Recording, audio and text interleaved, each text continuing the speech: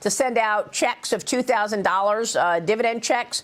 And, you know, there's an analyst I spoke with over the weekend who believes that it's unlikely unless we see a second reconciliation package passed in 2026. What's your expectation, Secretary, in terms of a second reconciliation bill or a standalone $2,000 check program to go out? Look, the tariffs are an American policy. The president wants the American people to understand how great tariffs are for them. And so one of the ways to prove to the American people how great tariffs are is to have them share in a part of 1 year's income from these tariffs. And that's $2,000 a head, as he said, for people who need the money. You know, he's going to constrain it to people who need the money. And that's exciting. So the president's got that on his desk. I know that's something he wants to achieve, and his legislative team will figure out the best way to do it. But what he's trying to do is make sure people in America understand that tariffs are their policy. It's to make America stronger, and it can also benefit their pocketbook. And that is coming next year from the president. Yeah, for sure. But the Committee for a Responsible Federal Budget says that those payments will cost roughly $600 billion each round and increase the deficit by $6 trillion over a decade. The White House preparing, of course, backup plans in case the Supreme Court rules against the president. And now that you've seen the clip for yourself, you've heard the words straight from the Commerce Secretary's mouth. The $2,000 stimulus checks per person coming next year. Not rumors, not guesses, not internet whispering, but a sitting senior official in a live interview confirming that the administration is actively preparing for these payments and discussing how they may be delivered. And I know, for many of you watching, the moment he said $2,000 per person coming next year, your heart probably skipped a beat. Because when the government talks about money for everyday Americans, especially during times like these when groceries, utilities, and medical costs never seem to slow down, it's impossible not to sit up and listen.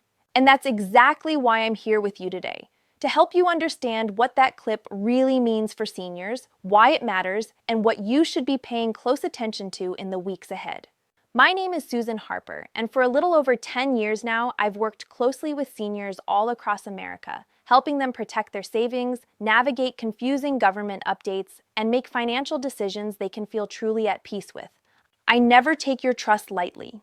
I know many of you live on fixed incomes. Many of you are trying to stretch every retirement dollar, and when news like this comes out, it can bring hope. But it can also bring questions, uncertainty, and sometimes even fear.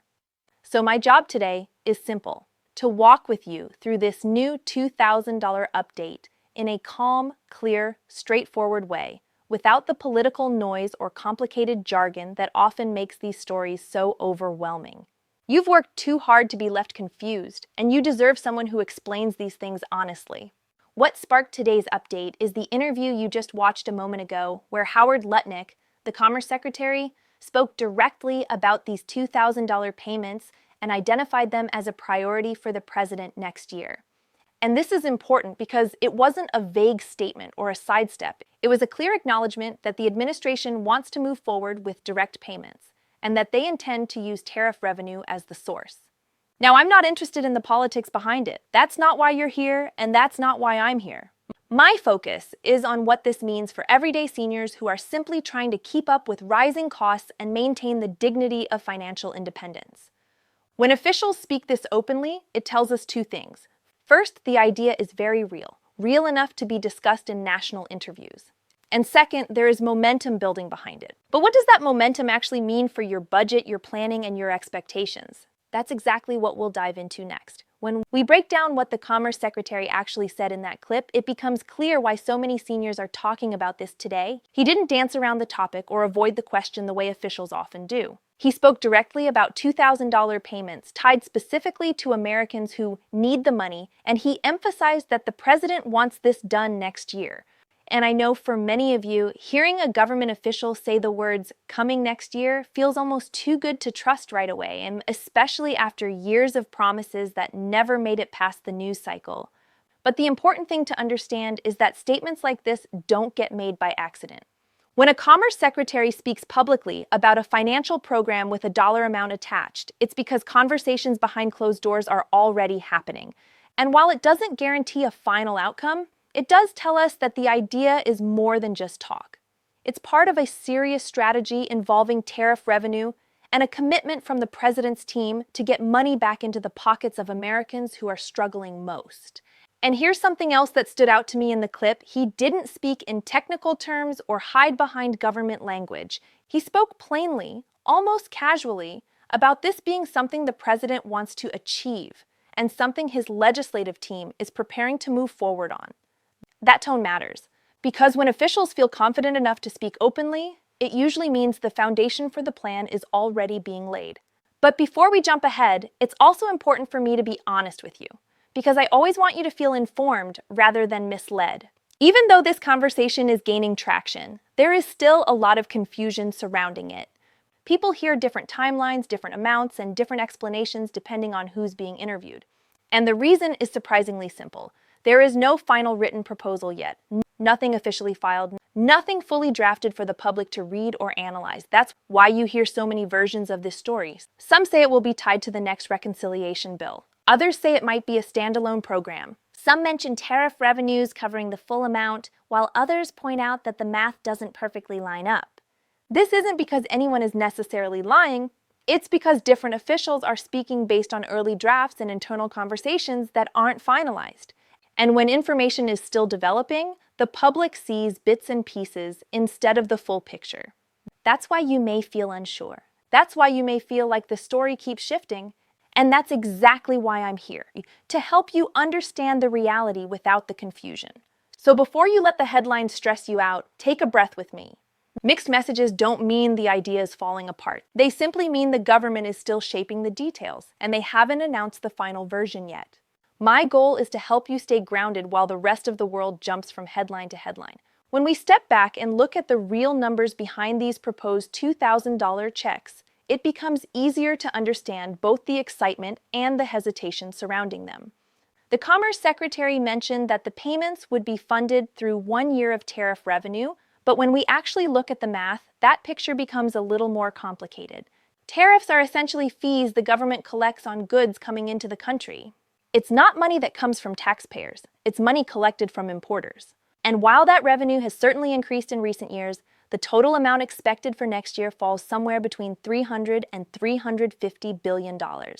That's a lot of money, but not quite enough to cover the estimated $568 billion needed to send every qualifying American a $2,000 check. Now, that doesn't mean the program can't happen. It simply means that tariff revenue alone won't fully pay for it. Lawmakers would have to decide how to fill the remaining gap, and that's part of the discussion happening right now behind the scenes. And this is where I want to reassure you, because I know hearing numbers like this can make some seniors feel discouraged or confused. The truth is, large government relief programs almost always involve a mix of funding sources. Rarely does one pot of money cover the entire cost. What matters most at this stage is that officials are openly discussing both the revenue and the intention. And when a high-ranking official speaks with confidence about the president wanting this done next year, it tells us that the administration already has a plan for those numbers, even if the public hasn't seen it written out yet. So let's talk about how these payments might actually be delivered if they move forward, because that part is just as important.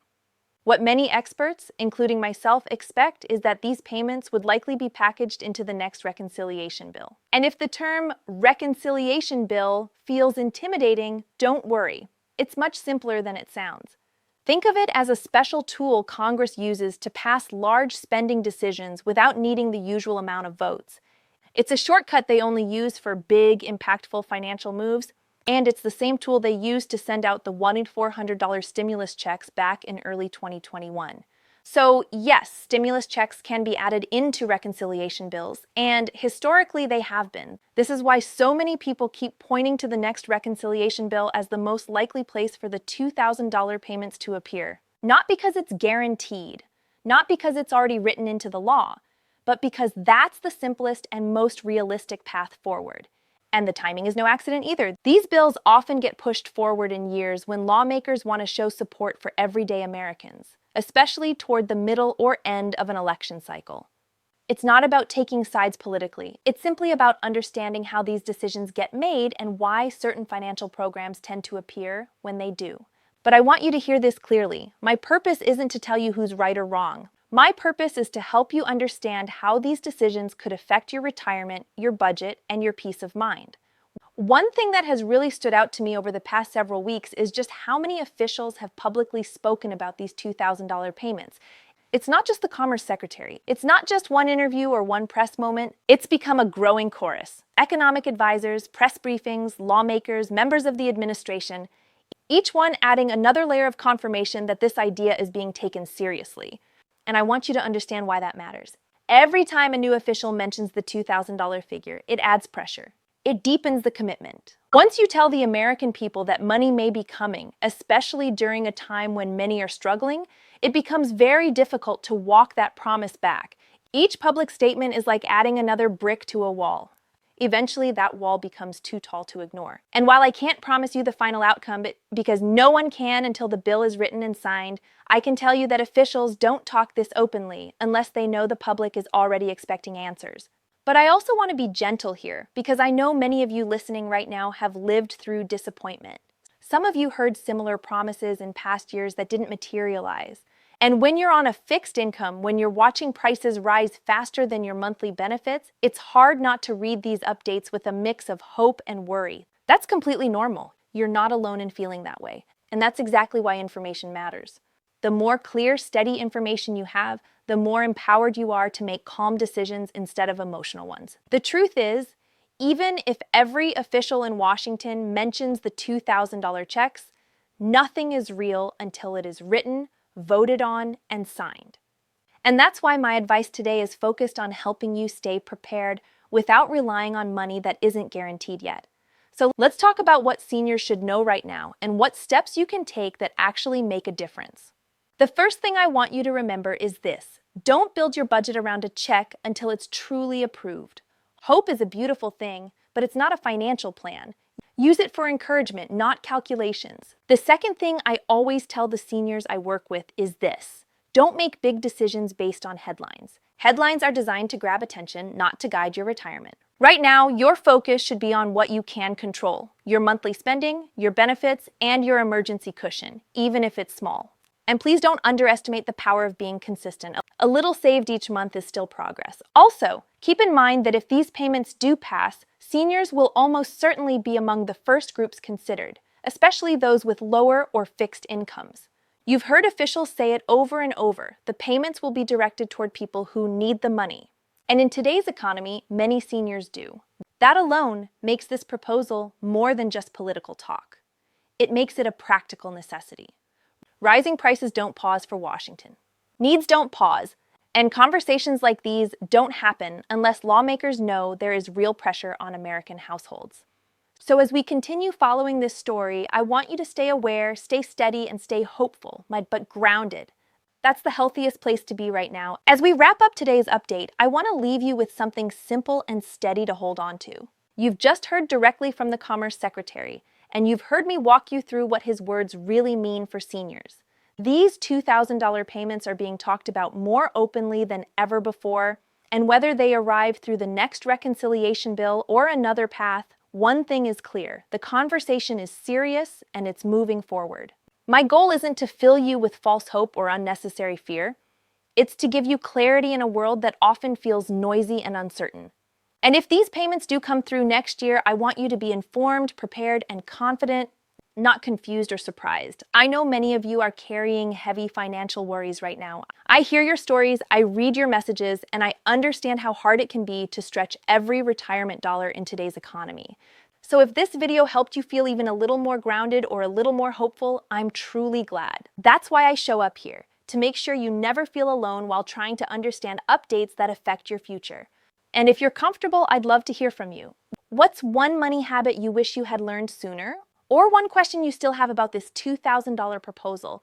Your experiences might help someone else in this community who feels just like you do. If this helped you today, it would mean a lot if you could like, share, or subscribe. It helps more seniors get the reliable information they deserve without confusion or fear. And whatever happens next, whether this check gets approved next year or the conversation shifts again, I'll be right here with you, breaking it down simply, calmly, and honestly.